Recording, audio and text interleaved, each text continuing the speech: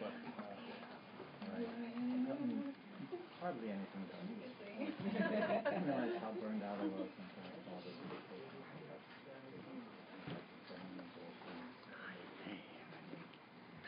Okay. Called this in order to have just a general discussion of the Occupy movement overall, its importance and its impact and everything. Not focus on one Occupy movement, but more the concept, what is trying to be accomplished, how do we look at it, how do individuals look at it, things like that. So what we're going to do is, I'm just doing this little intro, and then Anne's going to talk a bit about her visits to the various Occupy movements, because she's visited, more than 20 now? 20. Wow. Yeah. And so she has sort of a, picture of what's happening in different areas, some of the differences and things like that. Again, that can't be taken as any sort of definitive thing, because each one of them is so different, and you'll be at something one day, and then the next day it's going to be quite different. And because of the very nature of the Occupy movements, they're a very changeable, they're a very changeable entity. So, I want this just to be a general discussion. After my little intro, then Anne will speak. Then I'm going to ask that all cameras, cell phones, all of that be turned off so that people feel the freedom to just talk among ourselves. Liz will be using a piece of ours just now for her show on Olelo this week. If people want to join her on her show to talk about Occupy, that's possible too. She'll be pulling some things off of YouTube and things like that to show as well. So next month's monthly show, the weekly show on Voice of Resistance will also be on the Occupy movement. And hopefully there are a lot more of them on that will be happening on Olelo and elsewhere. But mainly I'm going to try to moderate the the Q&As, and we don't have a Q&A of an expert to talk on anything, but I'll try to moderate it so that it stays generally within the purview of the Occupy movement and doesn't sort of get down into trashing people or whatever like that. Because there's just too freaking much of that going on, too much. And I think we need to talk about the big issues involved. People may have seen that there's a call for mass action that's gone out from New York City. And it begins, this past several months have witnessed something very different in the U.S. People from many different walks of life came together to occupy public space in 1,000 cities in the United States. They stood up to vicious police violence, they broke through the confines of protest as usual, and in the middle of all that, they built community. Even in the face of media attempts to ridicule, distort, and demonize these protests, their basic message began to get through. People throughout the U.S. and even the world took notice of and took heart from these brave and creative protesters. And then it gets into it a bit more, and in the actual attacks on the police, especially on the protest movement. It doesn't end with, but I'm just going to go more toward the end. To put the matter bluntly but truly, the state planned and unleashed naked and systematic violence and repression against people attempting to exercise rights that are supposed to be legally guaranteed. This response by those who wield power in this society is utterly shameful from a moral standpoint and thoroughly illegitimate from a legal and political one. Now this movement faces a true crossroads. Will it be dispersed, driven into the margins, or co-opted, or will it come back even stronger? This question now poses itself extremely sharply. One thing is clear already. If this illegitimate wave of repression is allowed to stand, if the powers that be succeed in suppressing or marginalizing this new movement, if people are once again penned in, both literally and symbolically, things will be much worse. This suppression must be massively opposed and defeated. This is a call for massive demonstrations soon, carried out in public spaces where they can have maximum impact and exposure, and where the authorities cannot pen in, suppress, and otherwise attempt to marginalize these demonstrations. Thousands and thousands of people in the street is what's called for. That's the essence of it. It's longer than that, and it's been signed by a large number of people, many prominent folks, including Anne, being one of the first signatories, I think. And it emanated out of New York. New York is going to have a demonstration on the 28th, and organizations across the U.S. are planning solidarity events. These events would speak specifically to the police repression against the Occupy movement, which I believe is the thing that most seriously has to be addressed, in spite of all of the other debates going on in the movement and, the things like Chris Hedges and all of this stuff coming up. That cannot be allowed to divert from what is essentially the real attack on the movement, and that's from the state and its repressive forces. So I think when we get into our discussion too, maybe at some point we can talk about ideas for here. I think we should build some massive kind of demonstration, as massive as we can hope for in Honolulu, even if it's just sign holding down at the Thomas Square site, but something that brings a lot more people in for a couple of hours to stand with the movement here.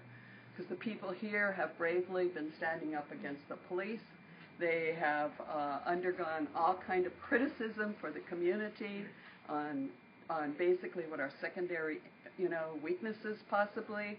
But they've stood strong, and that should be an inspiration to us in Hawaii, because God knows it's a small number of people that's ever willing to do that in Hawaii, and it's been a breath of fresh air that there is a movement that's related to a movement against massive injustice, inequality in the U.S.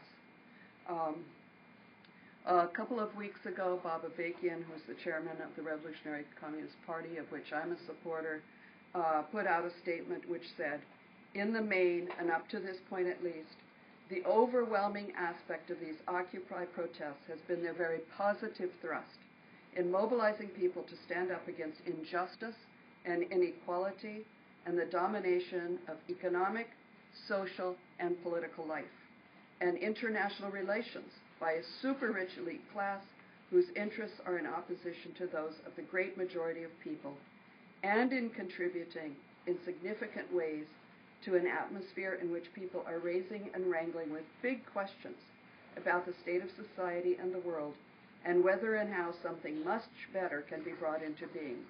It will be a very good thing if these protests continue to spread and further develop with this basic thrust and this positive impact. And then gets into it, and there's been ongoing analysis of the movement in Revolution newspaper since then. Anybody can sign up for a free subscription and get the latest accounts of what's been happening in Oakland and the latest attacks there. Very good article this week, which is out on the table for you to take if you want a copy, along with a couple of earlier issues. So, with that as a sort of intro, and then I would like to have Anne talk, and then turn off all of the devices and just get into a freewheeling discussion, because there's a tremendous amount going on around the Occupy movement now, and I think this should be a place where people can raise what they feel are criticisms or suggestions or whatever, and I certainly don't want that out there on TV for everybody to pick up. So thanks, and here's Anne.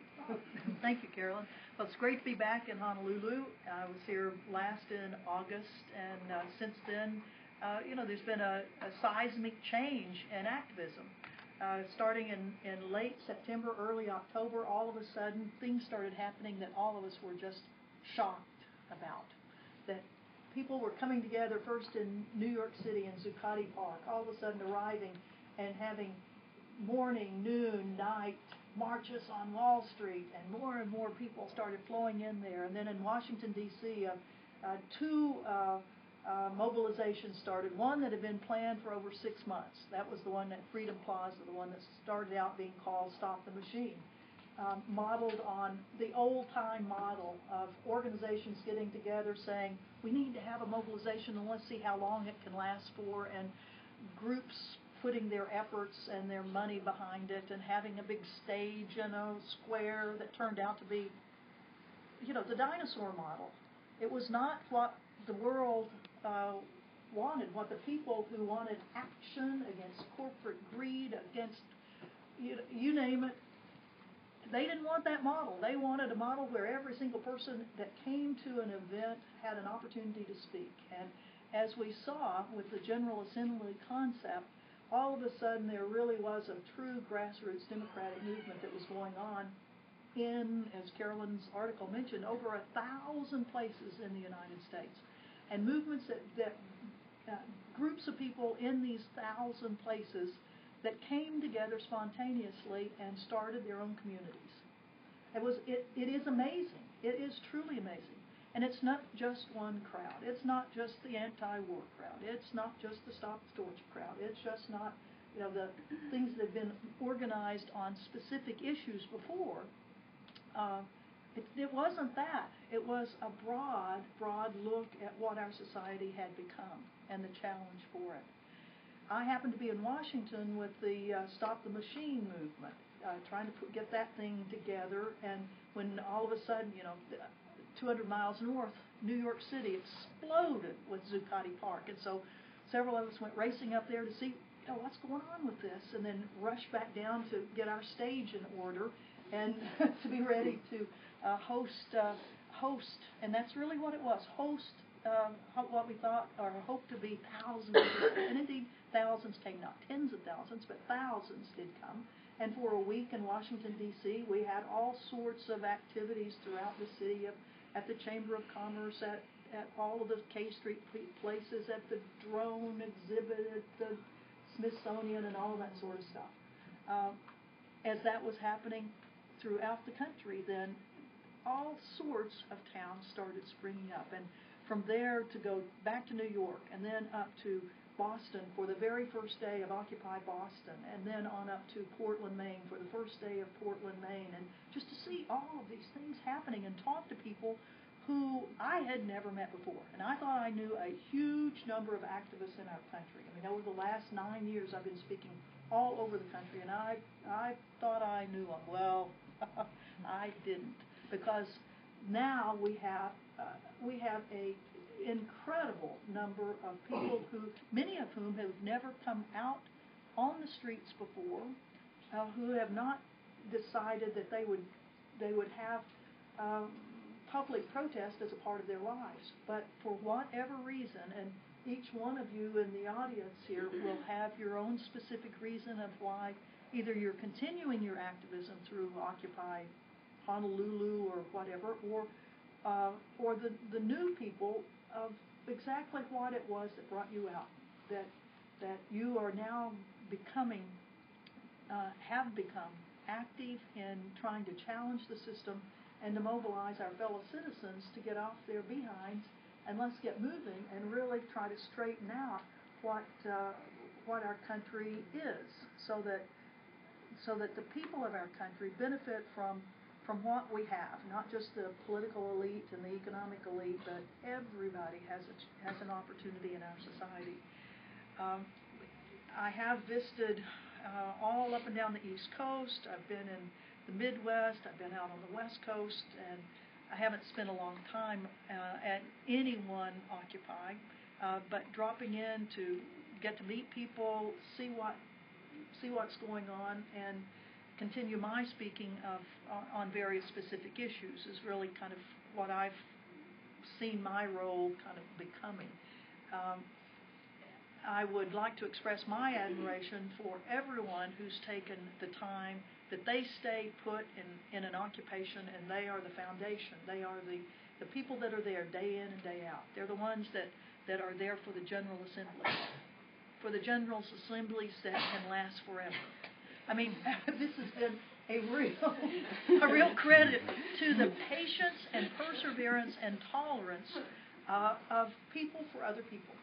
and listening to people that normally you would just walk out the door. I don't want to hear this stuff. I don't want to hear it anymore. And yet we now seem to, in most cases, people will kind of choke down that propensity to bolt when you start hearing stuff you don't really want to hear, and settle in, and it may be hours that you're settling in to listen to every person that wants to speak. And having been in Zuccotti Park several times where there were thousands of people, and seeing the lines and thinking, oh my God, this won't be over by dawn. And indeed it wasn't. and yet people kept coming back because they wanted to hear what other people felt, and they wanted to be there when, by golly, it's time to vote. It's time to vote to see what we're going to do tomorrow. Or sometimes it was today. It's dawn, and so we got to make a decision on what we're going to do today. And that model, it's not really good to call anything a model, but that type of experience was being replicated in so many places across our country, that people were being tolerant of others, that anybody that was going to be there to suffer through all of this, you knew had a good heart, and that they were interested in the same types of things that you were. And the commonality of what I saw as I was across the country, of the interests, of the patience, of the tolerance, of the ability to try to work through the common problems that arose at every single one of the Occupy locations. The issues of, well, there's tents, there's this, there's that, there's food, and so who's going to show up? Some activists, but lots of people who've been on the streets for a long time, that the streets are their home, and they've got tents, and they've been needing a place to be where it's safer to be with other people, and they, for some reason, feel a little more comfortable with that group rather than other groups. So the issue of the homeless, the issue of people who are having mental instability that are out on the streets, the issue of people that are hungry, that are in every single town, and they're hungry. And if there's a place that they can go and eat, they'll come and eat. And then how to organize all this, how to fundraise for it, how to get the donations, how to make sure everything's done in a transparent manner so that everybody that's sitting in the group every single night knows that nobody's stealing any money, that nobody's siphoning it off on their special projects, that indeed it's going to be a group decision on how we go about working for whatever specific project it is for that day or that week or whatever.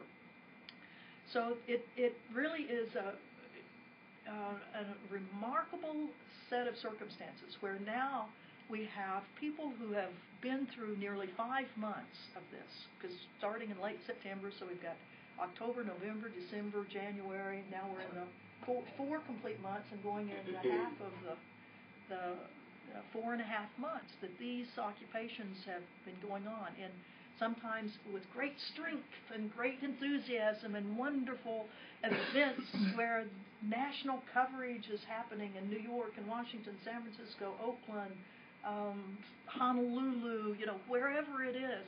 And then times when things kind of fade back, they're kind of slowing down, and I think that's where we find ourselves right now in virtually all of the occupies. Trying to hold space, not that space is the critical thing. Space is just a part of it, but it's not the real, it's not the idea machine. I mean, it's the ideas of how you work, how you change things.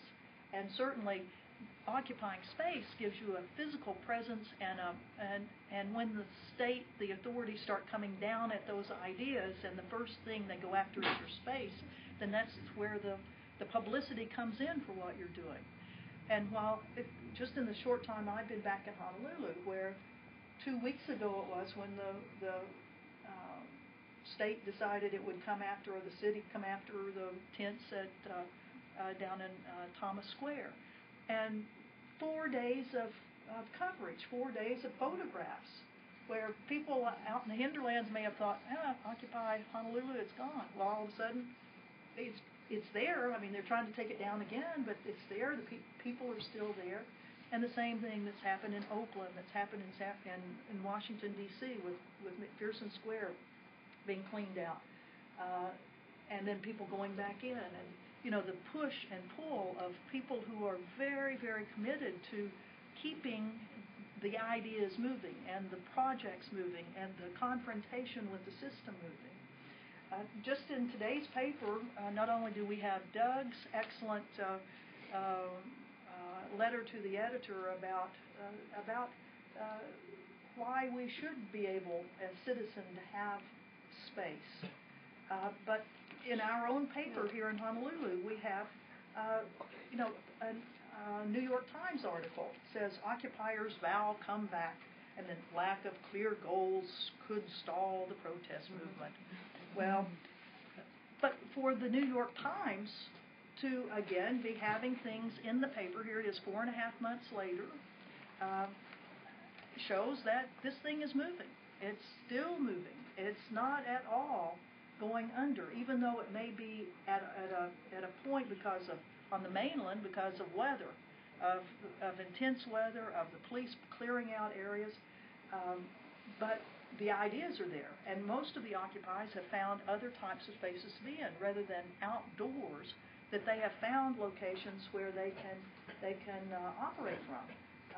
In New York, they have 3 different buildings that they've been using actually since early November, when the weather started getting bad, and then Windsor County Park was cleared out once. Big atriums that are filled 24 hours a day with people from the Occupy movement, of the various committees that come into the atrium on 60 Wall Street, and there's a massive metro stop or a subway stop right there. So that place is filled all the time. In this article that the New York Times has, not only does it mention, the Day of Nonviolent Action, although they call it February 29th, but the other things that will be going on that even this article talks about will be on March 30th, a call for a national mobilization on the Mall in Washington. There'll be different calls that will be coming from different groups to mobilize everyone around the country, and even if you can't get to the exact place, to, as Carolyn mentioned, in Honolulu, for example, to have solidarity actions with whatever's being called by whatever group. The spirit is there. The motivation is there. Sometimes it's a little difficult, though, getting the people to go to where their heart is, and I think that's where sometimes right now at Thomas Square for Occupy Honolulu. I was there yesterday and gave a quick little talk, and we had 7 people that were there, and there were 3 or 4 other people who had things that they needed to be doing during that time, so they were in and out. But trying to get more people to come down and be a physical part of Occupy Honolulu. In fact, how many of you all have been a part of Occupy Honolulu? Great, good. And how many of you all who haven't yet would say this next week, I'm going to make it a point to go down and spend a couple of hours, a couple of days a week? Yeah, come on. Are we going to change things or not? We can't change things just sitting at home all the time. So we need to have people who will take that commitment to say, yeah, I'll get on a subway in New York City and I'll spend 45 minutes on the subway to get down to wherever this is, or I live in Honolulu and I'll get on the bus and I'll spend 20 minutes, 30 minutes, whatever it is, to get down there and just help out, to hold those signs, to be there, to help with whatever is going to be happening here in Honolulu. As Honolulu and the other Occupy groups that are on the different islands, as they figure out, as we figure out, what are the specific things that we want to be working on in the next week, the next month, and then how to connect in with national calls. A sub-headline here, a lack of clear goals could stall the protest movement. A lack of clear goals.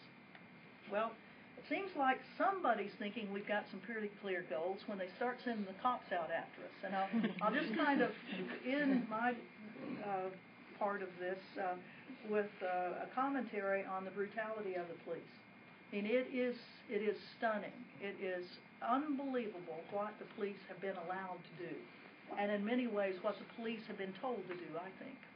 That they've been told that they want these streets cleared out. And they don't, and it doesn't matter what you have to do to those people to do it.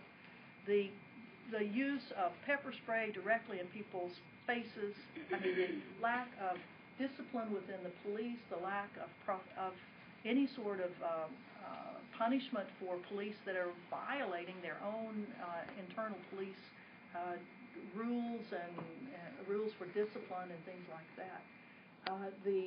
The Ninja Turtle commando style of operations toward nonviolent protesters is just unbelievable. Just unbelievable. People who are, I mean, and it's across the age spectrum. It doesn't matter whether you're 16 years old or you're 85 years old. The police are going to come after you, and they're just going to stand in your face and pepper spray you right there, or beat you with a baton, knock your legs out from under you, run over you. It is one of the most abhorrent things that I've seen in a long, long time, to see how through the width and breadth of our country this is going on. Fortunately, in Honolulu, the day that I saw the takedown of the tents here, other than one arrest, and it was not a violent arrest, things were, I would say, reasonable. Not that I think they should have been there to take down the tents, but the manner in which they did it is much, much different from what you're seeing at most of the other mobilizations throughout the country. And I certainly hope that the Honolulu police will never use the violent procedures that we've seen being used in these other places, where really people that are out on the streets now, you really have to be very, very watchful, because the probability of there being violence directed at you as a peaceful, nonviolent protester by violent police officers who have no reason to be doing that to you and who will not be disciplined by their own police department is very, very high. And the call to challenge police brutality and the call to document this police brutality by always having your cell phone with you, to have your camera ready, to document and be willing to go to court to hold accountable police that are violating their own rules and codes of conduct is critical for us, because we've got to back the state off on this. We know that they're scared of the ideas. They're scared of their own class being thrown in jail. I mean, their own class being the leadership of all of this. Not the policemen themselves. They're victims of this in their own way too. And I think that's been one of the real strengths of a lot of the Occupy movements, is that they put out the calls to the police officers to try to engage them, to talk about that they are part of a system that they are getting screwed too. The call for challenging police brutality against innocent protesters is something that I totally agree with. And as soon as my new hip gets better, I'm going to be out on the streets. But I'll tell you, it does make you. I mean, I've been involved in a lot of actions in the last 9 years. I've been arrested an awful lot and pushed around a little bit. But I'll tell you right now, I think it is very. I mean, I will not be going out on the streets because I know the probability of getting hurt. And with this hip, I don't want this hip to be flying out of my hip joint. So, the intimidation that somebody like me, somebody like you all, says, I can't do that, because the probability of those cops doing this is really high. That's scary, and that's something we have to back them on. So with that, why don't I stop and we open it up? Thank you. Okay. Thanks, Ann. We're going to have I'm going to ask all the devices to be turned off to give people